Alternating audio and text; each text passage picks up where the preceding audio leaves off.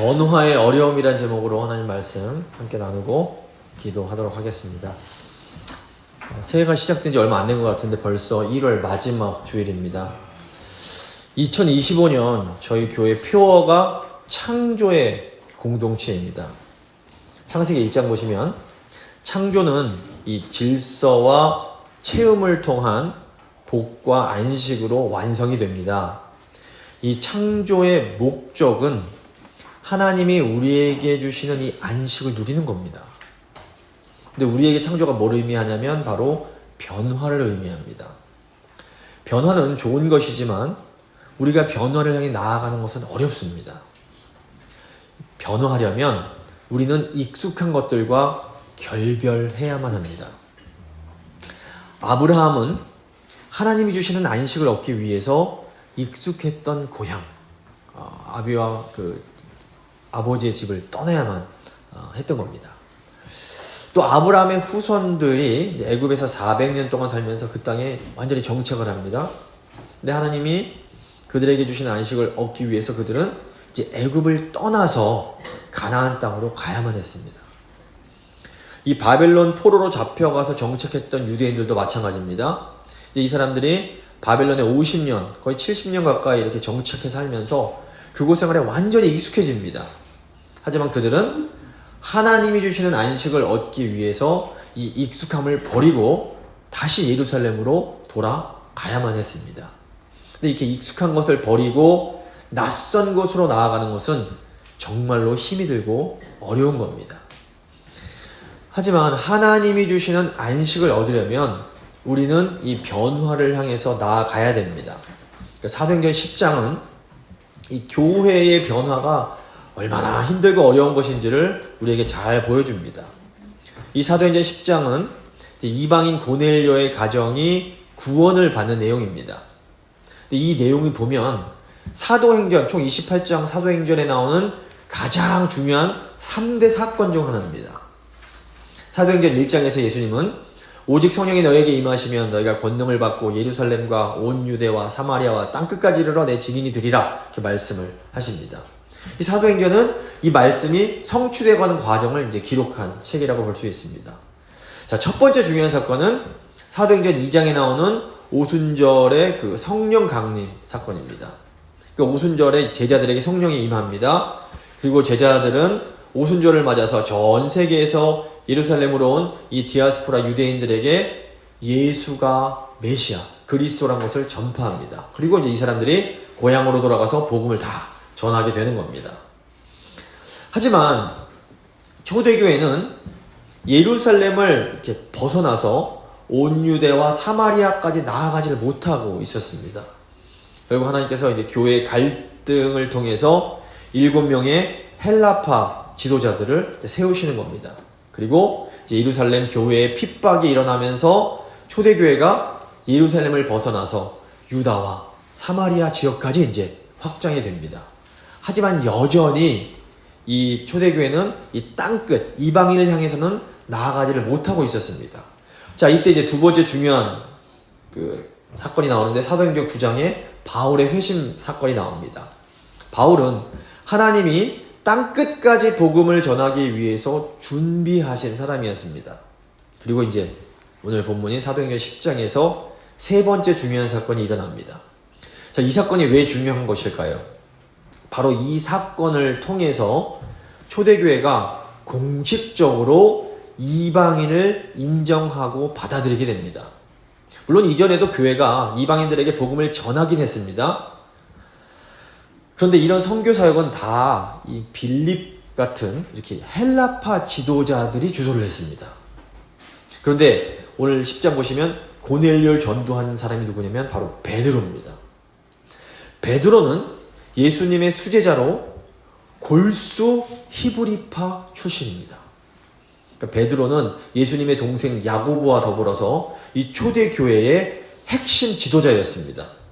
그러니까 베드로가 이방인 고넬료를 인정하고 받아들이는 것은 이제 초대교회가 정식으로 이방인을 받아들인 첫 번째 사건인 겁니다. 바로 이 사건을 계기로 교회가 이제 본격적으로 이방인 선교를 시작할 수 있게 됩니다.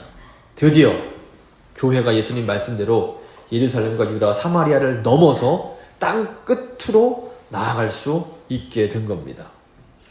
이것이 이제 사도행전의 저자인 누가가 이 베드로가 고넬료에게 복음 전하는 이야기를 굉장히 길고 자세하게 기록한 이유입니다. 이 초대교회는 예수님을 정말로 사랑하는 교회였습니다. 하지만 이 초대교회가 예수님 말씀에 순종하는 과정은 결코 쉽지 않습니다. 하지만 하나님은 이 초대교회가 예수님의 말씀에 순종할 수 있도록 계속해서 그들을 설득하시고 또 인도해 가십니다. 이것은 오늘날도 똑같습니다. 우리도 예수님을 사랑하지만 우리가 예수님 말씀에 순종하는 일은 쉽지 않습니다. 그래도 하나님께서는 우리를 계속해서 설득하시고 결국에는 주님 말씀에 순종할 수 있도록 우리를 도와주시는 겁니다. 자, 오늘 본문 통해서 이 하나님의 마음을 제가 좀 함께 깨달을 수 있기를 원합니다. 세 부분 나눠서 오늘 본문 살필 텐데, 첫 번째 하나님의 은혜, 두 번째 교회의 한계, 세 번째 교회의 순종입니다. 먼저 하나님의 은혜입니다. 하나님께서는 우리에게 놀라운 은혜를 베푸십니다. 1절 보시면 가이사랴에 고넬료라 하는 사람이 있으니 이탈리아 부데라 하는 군대의 백부장이라. 먼저 이 고넬료라는 사람이 어떤 사람인지를 좀 잘 이해할 필요가 있습니다. 고넬료가 일단 가이사랴에 살고 있었습니다. 이 가이사랴는 아기 예수님을 죽이려고 했던 헤롯 대왕이 건설한 도시였습니다. 이 헤롯 대왕이 이제 로마 황제 아우구스투스에게 잘 보이려고 그 사람 이름 가이사는 가이사에게 한 것처럼 이 가이사랴가 가이사의 이름을 따라서 이제 지은 도시인 겁니다. 헤롯이 이 도시를 완전한 로마식 도시로 만들었습니다. 여기에는 이제 인공 항구도 있고 원형 극장, 경기장, 신전 등 대규모 건축물들이 있었습니다. 이 가이사랴가 로마 총독부의 본거지로 여기서 이제 유대와 사마리아 지역을 다스리는 로마 이 총독들이 머물렀습니다. 근데 이 고넬료는 이 중요한 도시 가이사랴에 주둔하던 이탈리아 부대의 백부장이었습니다. 자, 이 백부장이 뭐냐면 로마군의 백인 부대를 이끄는 지휘자를 백부장이라고 합니다. 영어로 센츄리언이라고 그러는데 이 센트가 이제 백이라는 뜻이 있습니다. 백인 부대는 한 80명에서 100명 정도로 구성된 부대로 로마군의 군사작전의 기본 단위였습니다.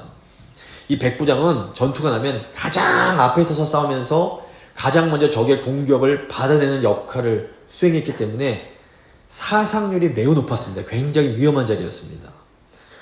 그렇기 때문에 이제 백부장은 이 병사들 사이에서는 절대적인 신뢰와 권위를 가진 존재였던 겁니다. 그러니까 로마군에 보면 사병들은 뭐 식민지 저기 막 북아프리카 뭐 식민지 출신이 많았습니다. 그런데 이 백부장은 로마군의 상징적인 지휘관으로 로마 제국의 핵심을 이루는 계급이었기 때문에 주로 이탈리아 본토 출신의 이 귀족들이 많이 백부장이 됐습니다. 백부장은 일반 사병들보다 10배 이상의 급여를 받았고 수석 백부장 같은 경우에는 사병의 60배에 달하는 급여를 받았다고 합니다. 그러므로 이 고넬료는 요즘으로 하면 로마 제국의 아주 전도 유망한 엘리트 장교였던 겁니다. 근데 2절 보시면 그가 경건하여 온 지방과 더불어 하나님을 경외하며 백성을 많이 구제하고 하나님께 항상 기도하더니. 고넬료는 이방인이었지만 하나님을 경외하는 자였습니다. 이 당시 이방인들 중에서 이 유대교의 호의적인 두 종류의 사람들이 있었습니다. 하나는 개종자였고 다른 하나는 하나님을 경외하는 자라고 불리는 사람들이었습니다. 우선 개종자는 유대교로 완전히 개종한 이방인들을 말합니다. 이 개종자들은 유대인처럼 할례를 받았고 모든 유대교의 율법과 절기를 유대인들과 똑같이 철저하게 지켰습니다. 그래서 뭐 혈통적으로는 이방인일지 몰라도 개종자는 완전한 유대인으로 이렇게 대접을 받았습니다. 사도행전 2장 보시면 오순절에 예루살렘을 방문한 사람들 중에서 이방인 출신의 개종자들이 나옵니다. 반면에 유대교로 완전히 개종은 하지 않지만 유대교에 굉장히 호의적인 이방인들이 있었습니다. 이 사람들을 하나님을 경외하는 사람, 하나님을 경외하는 자, 영어로 God-fearer라고 불렀습니다. 그러니까 하나님을 경외하는 자들은 이 개종자들처럼 할례는 받지 않았습니다. 또 유대인들처럼 완전히 음식 규정이나 안식 같은 이런 의식 율법을 엄격하게 준수하지는 않았습니다. 하지만 이 하나님을 경외하는 자들은 십계명과 같은 도덕적이고 윤리적인 가르침은 충실히 따랐던 겁니다. 그래서 이 사람들이 정식 유대교인들은 아니지만 유대교 회당에 가서 성경을 배웠습니다. 사도행전 13장 16절 보시면 사도 바울이 비시디아 안디옥에 있는 회당에서 유대인들과 하나님을 경외하는 자들을 대상으로 설교하는 내용이 나오는 겁니다. 그래서 로마인 백부장 고넬료는 이 하나님을 경외하는 자였습니다. 그래서 고넬료가 하나님을 경외하고 아주 경건한 삶을 살았습니다. 이 사람이 자선과 구제 활동을 열심히 했고 항상 하나님께 기도를 했습니다. 하나님께서 고넬료가 기도할 때 그에게 사자를 보내주십니다. 3절부터 5절 보시면 하루는 제9시쯤 되어 환상 중에 밝히 봄에 하나님의 사자가 들어와 이르되 고넬료야 하니 고넬료가 주목하여 보고 두려워하여 이르되 주여 무슨 일이니까 천사가 이르되 너의 기도와 구제가 하나님 앞에 상달되어 기억하신 바 되었으니 네가 지금 사람들을 욥바에 보내어 베드로라 하는 시몬을 청하라. 이때는 아직 고넬료가 복음을 듣기 전입니다. 그런데 하나님께서 먼저 고넬료를 찾아가시고 베드로를 초대하라고 말씀을 하시는 겁니다. 자, 이게 무엇을 의미할까요? 고넬료는 하나님의 은혜를 입은 사람이었습니다. 그 마음속에는 이미 하나님을 향한 갈망과 이웃에 대한 사랑이 있었던 겁니다. 이것은 바로 하나님이 고넬료를 선택하셨다는 강력한 증거가 됩니다. 물론 고넬료가 이렇게 경건한 삶을 살았던 것, 이거 칭찬받아 마땅합니다. 하지만 이것은 하나님이 먼저 그에게 은혜를 베푸셨기에 가능한 일인 겁니다. 우리가 믿음 좋다고 그러는데 이 믿음은 하나님의 은혜에 대한 반응입니다. 믿음이 참 중요하지만 언제나 하나님의 은혜가 먼저인 겁니다. 이게 오늘날에도 똑같이 적용이 됩니다. 우리가 지금 이렇게 교회 나와서 하나님을 섬기고 있습니다.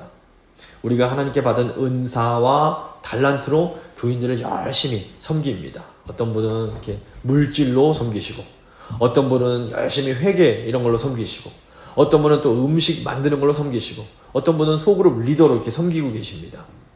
이런 모든 섬김들이 다 귀하고 아름다운 일입니다. 하나님께서 이런 모든 섬김을 아주 기쁘게 받으십니다. 하지만 우리의 섬김 이전에 하나님의 은혜가 있는 겁니다.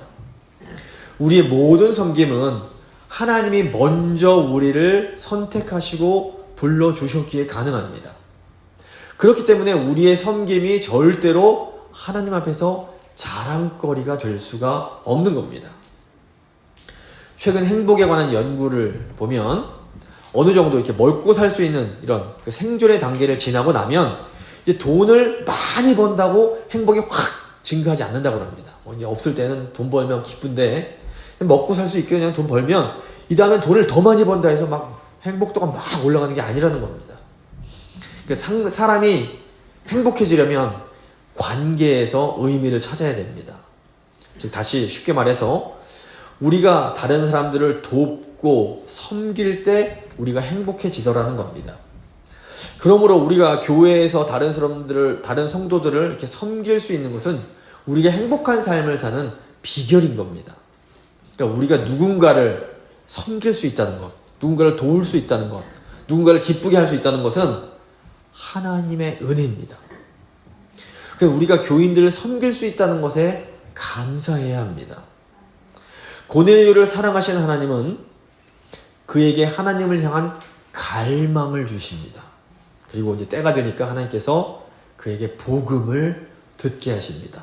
6절 보시면 이제 그는 무두장이 시몬의 집에 유숙하니 그 집은 해변에 있다 하더라. 마침 말하던 천사가 떠나매 고넬료가 집안 하인 둘과 부하 가운데 경건한 사람 하나를 불러 이 일을 다 이루고 욥바로 보내리라. 고넬료가 하나님 말씀에 즉시 믿음으로 순종을 합니다. 오늘 요가 즉시 하인 둘과 부하 한 명을 베드로에게 보내는 겁니다. 그런데 이 순종이 고넬료 가족의 구원으로 이어지게 됩니다. 나아가 그의 순종을 통해서 저 이탈리아 수도인 로마에 교회가 세워지는 그런 일이 있게 됩니다. 그러니까 하나님이 말씀하실 때에 우리는 즉시 믿음으로 응답해야 됩니다. 우리가 믿음으로 응답할 때에 우리가 상상할 수 없었던 놀라운 하나님의 역사가 일어나게 되는 겁니다. 자, 이제 두 번째 교회 한계를 생각해 보겠습니다. 교회는 때로 하나님 뜻대로 행하는 것을 굉장히 힘들어합니다. 9절 보시면 이튿날 그들이 길을 가다가 그 성에 가까이 갔을 때 베드로가 기도하려고 지붕에 올라가니 그 시각은 제6시더라. 베드로는 언제나 시간을 정해두고 기도하던 사람입니다. 사도행전 3장 보시면 베드로가 시간에 맞춰서 성전으로 기도하러 갔던 내용이 나옵니다. 베드로는 예수님을 사랑하는 신실한 제자였습니다. 베드로는 모든 제자들을 대표해서 예수님을 그리스도라고 고백한 사람입니다. 예수님께서 베드로의 고백을 칭찬하시면서 내가 너의 반석에 교회를 세우겠다 말씀을 하십니다. 그러니까 베드로는 교회를 대표하는 사람인 겁니다. 베드로는 절대로 하나님을 미워하거나 대적하는 사람이 아닙니다. 베드로에게는 예수님을 위해서 살고자 하는 진실된 마음이 있었습니다. 하지만 이 베드로에게도 어쩔 수 없는 한계가 있었습니다. 베드로는 뼛속까지 유대인이었습니다. 당시 유대인들은 태어날 때부터 철저하게 지키던 유대교 전통이 있었습니다. 복음서 보시면 유대인들이 모세 율법과 안식일을 아주 철저하게 지킵니다. 이 사람들이 이것과 더불어서 의복 규정, 음식과 같은 정결법을 아주 철저하게 지켰습니다. 베드로가 오늘 말씀에서 이 정결한 음식에 대해서 민감했던 이유가 이 때문입니다. 그러니까 오늘날로 좀 보자면 교인들이 술, 담배 안 하는 것과 비슷합니다.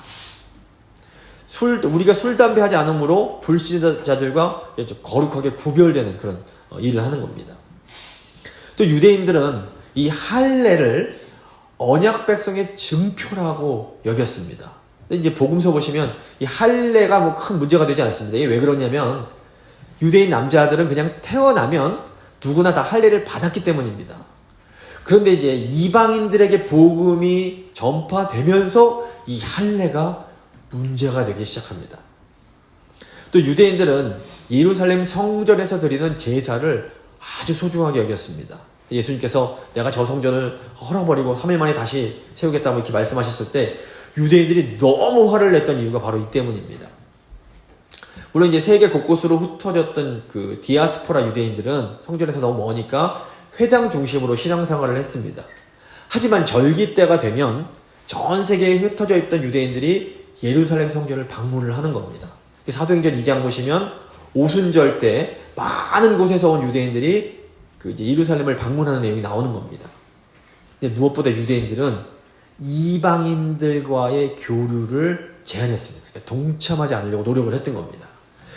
유대인들은 우상 섬기는 이방인들을 영적으로 아주 더러운 존재로 생각을 했습니다. 그러니까 이런 유대교 전통들은 유대인들이 자신들의 정체성을 유지하는 데 굉장히 중요한 역할을 합니다. 근데 예수님의 12 제자들은 모두 이런 유대 전통에 너무 익숙한 아주 순수한 유대인들이었던 겁니다. 당연히 베드로도 이런 유대교적 전통 속에서 자라났습니다. 하지만 교회가 예루살렘을 넘어서 저 땅끝까지 나아가려면, 그래서 이제 이방인들에게 복음을 전하려면 이런 유대인의 전통을 넘어서야만 했던 겁니다.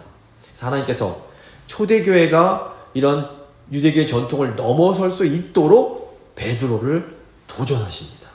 10절부터 13절 보시면 베드로가 시장하여 먹고자 하매 사람들이 준비할 때에 황홀한 중에 하늘이 열리며 한 그릇이 내려오는 것을 보니 큰 보자기 같고 네 귀를 메어 땅에 들이웠더라.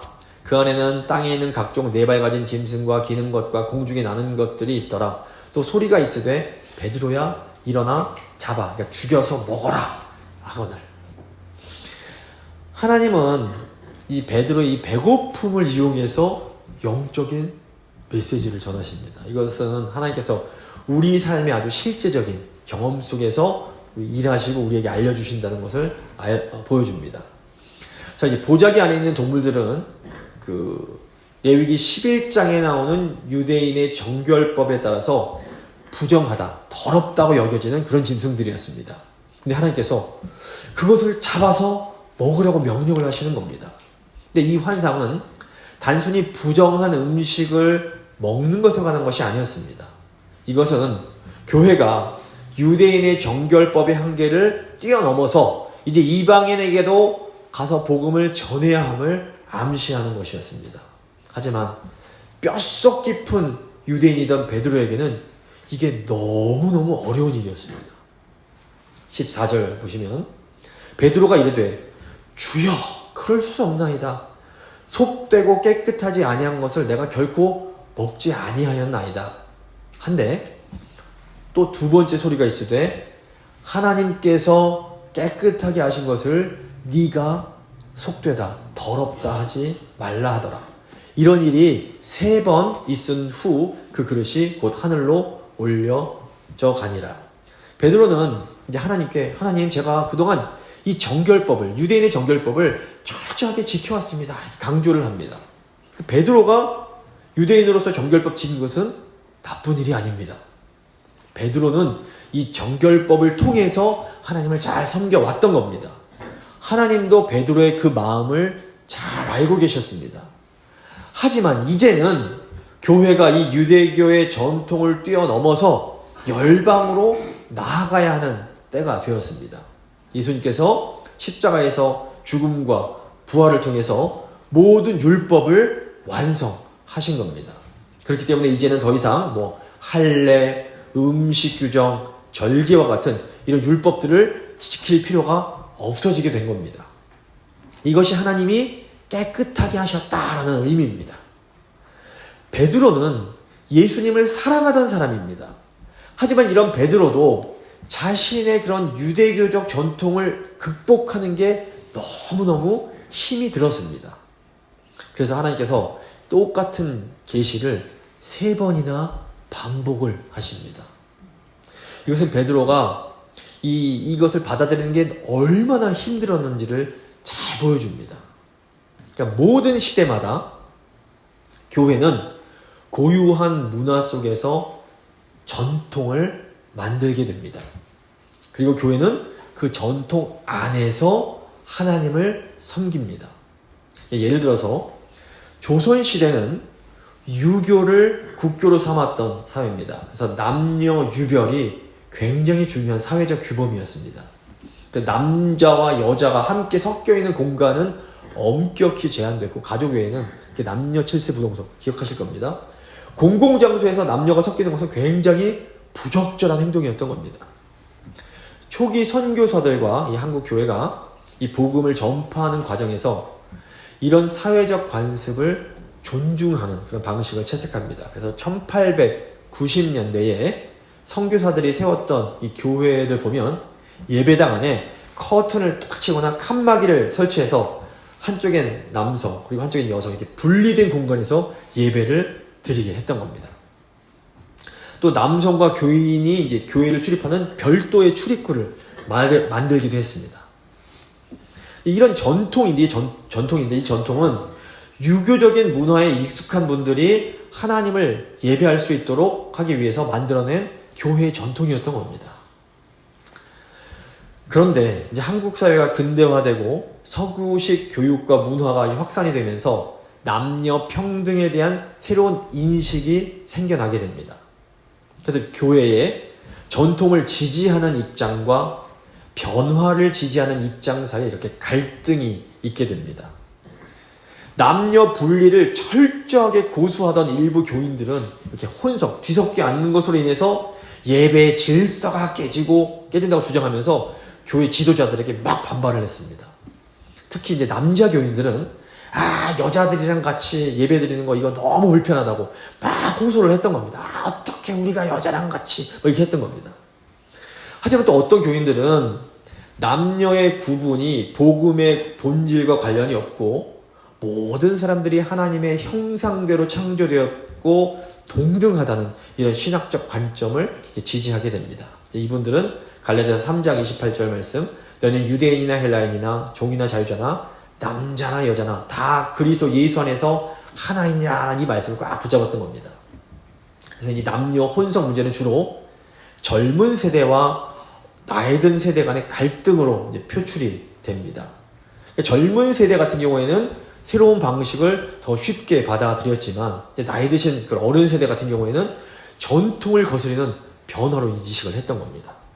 이 교회 지도자들은 이 전통을 존중하면서도 새로운 변화를 조화롭게 받아들일 수 있도록 설득과 교육에 굉장히 이제 애를 썼습니다. 그래서 남녀 같이 어울려 앉는 것이 복음의 본질과 일치하며 교회의 성장을 위한 변화라는 것을 이제 강조했던 겁니다. 결국 이제 남녀 혼석이 한국 사회의 근대화와 더불어서 시간이 가면 자연스럽게 이제 자리를 잡게 됩니다.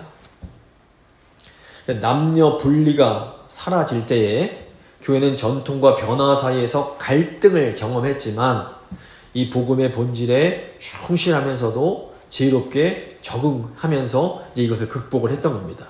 오늘날에는 더 이상 뭐 교회에서 남자 여자 어떻게 같이 앉아 뭐 이러면서 불편하게 느끼시는 분은 이제 없는 겁니다. 근데 예전에는 이게 불편했던 겁니다. 그러니까 교회가 복음을 위한 변화를 향해 나아갈 때는 언제나 이렇게 전통을 넘어서는 용기가 필요합니다.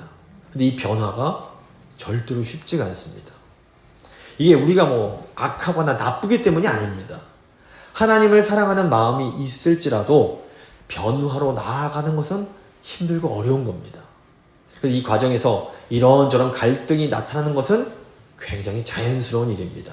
근데 중요한 것은 하나님께서 절대로 우리를 포기하지 않으신다라는 겁니다. 베드로가 예수님을 부인하고 막 낙심해 있을 때도 예수님이 먼저 예수님을 찾아가십니다. 그리고 베드로야, 네가 나를 사랑하느냐? 3번을 물으십니다. 근데 하나님께서 오늘 말씀 보면 이번에도 3번이나 베드로를 설득하시는 겁니다. 내가 깨끗하다 한 것을 네가 더럽다고 하지 말아라. 하나님은 우리가 얼마나 연약한지 잘 알고 계십니다. 하나님은 우리에게 용기를 내어 다음 단계로 나아가라고 계속해서 우리를 설득해 주십니다. 이제 3번째, 교회의 순종입니다. 하나님은 결국 교회를 순종의 길로 이끌어 가십니다.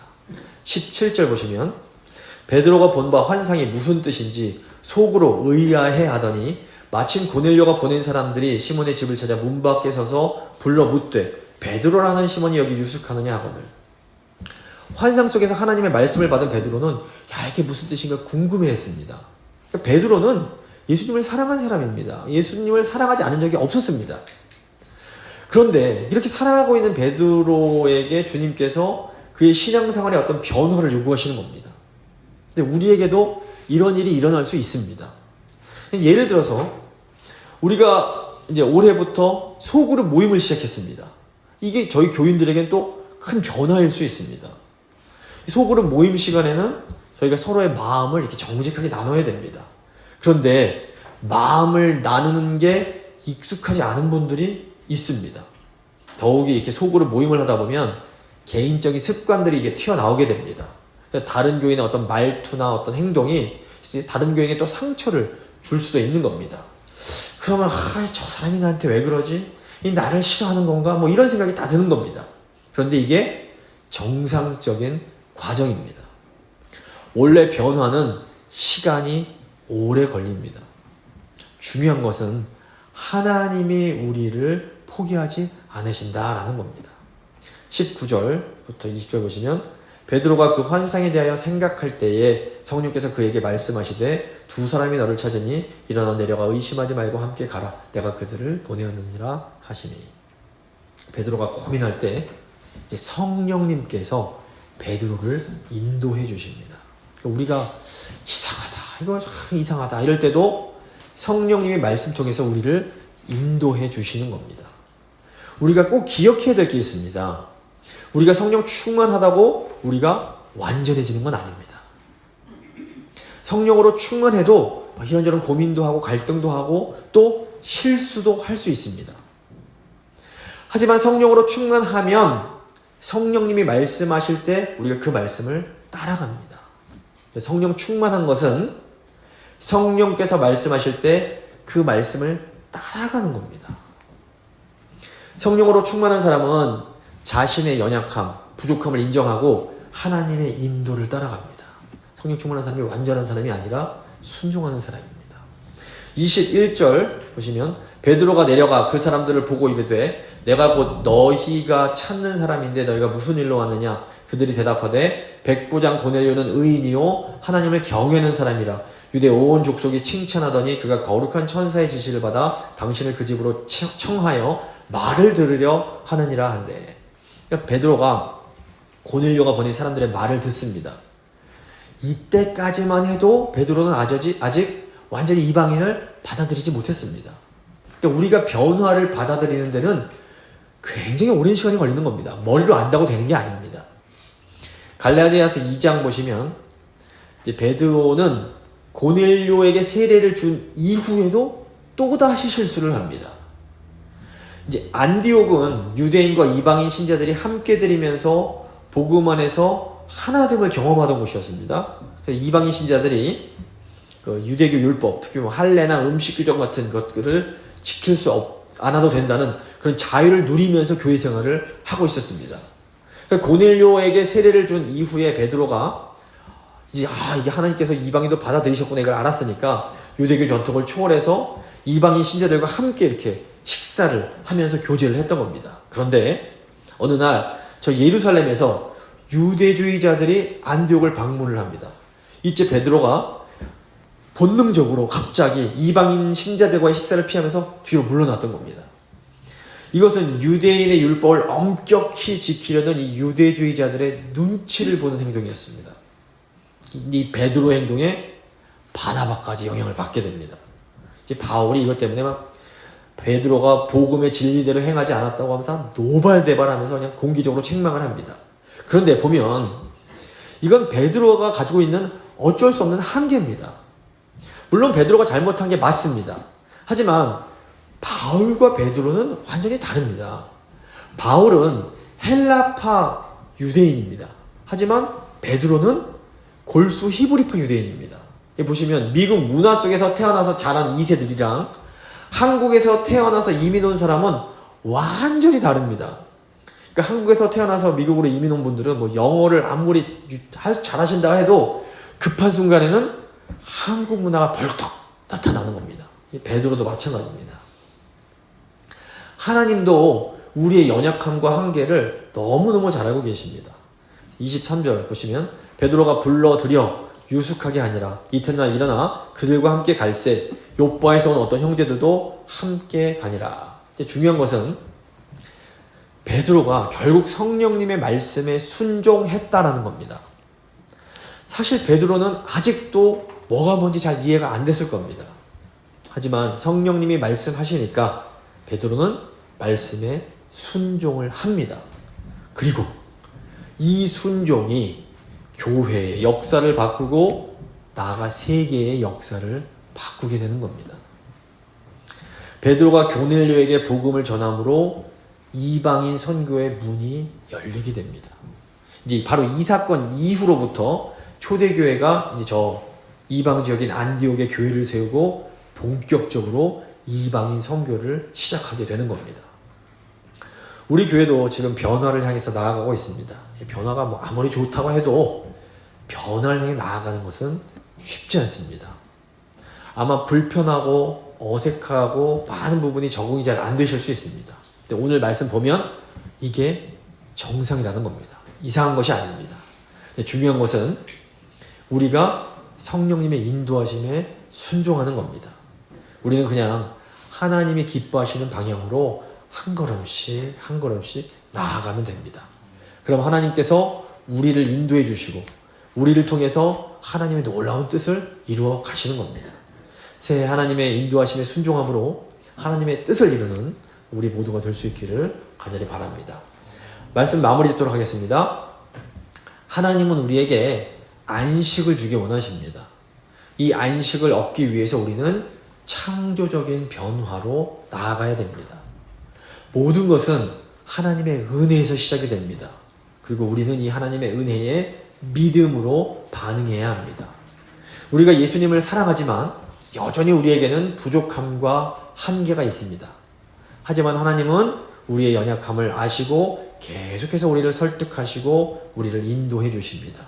그래서 중요한 것은 뭐냐면 우리가 성령님의 인도에 순종하는 겁니다. 우리가 비록 지금 당장 이해할 수 없을지라도 하나님 말씀에 순종할 때에 하나님은 우리를 통해서 놀라운 역사를 이루어 가십니다. 성령님의 인도하심에 순종하며 새 창조를 이루어가는 우리 모두가 될 수 있기를 간절히 소망합니다.